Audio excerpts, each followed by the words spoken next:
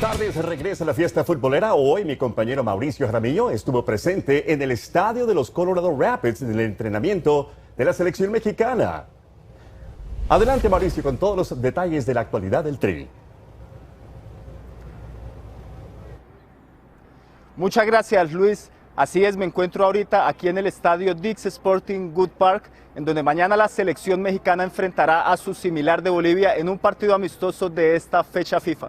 La única intención del Tri de Miguel Herrera será terminar este miniciclo de partidos amistosos con una victoria, ya que contra Chile no se pudo obtener y fue un pálido 0-0. Aquí le tenemos todos los detalles de la práctica del Tri. No, obviamente siempre a lo lejos vemos la Copa del Mundo, ¿no? Todos queremos estar ahí.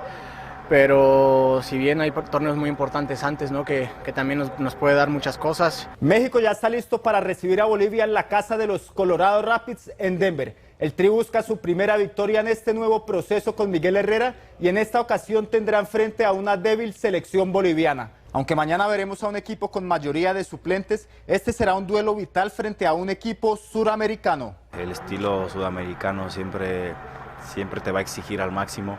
Chile, por el sistema de juego que tiene diferente a los demás, demostramos que no somos una selección fácil de jugar y sin duda la gente que día con día está saliendo a Europa, pues tratando de poner el nombre en alto de México, de ganarse ese lugar y ese respeto a nivel internacional.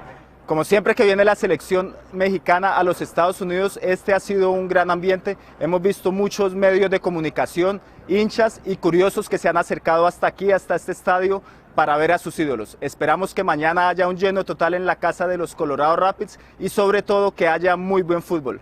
Esto es todo por ahora, compañeros. Vuelvo contigo, Luis, a los estudios. Mauricio, muchísimas gracias.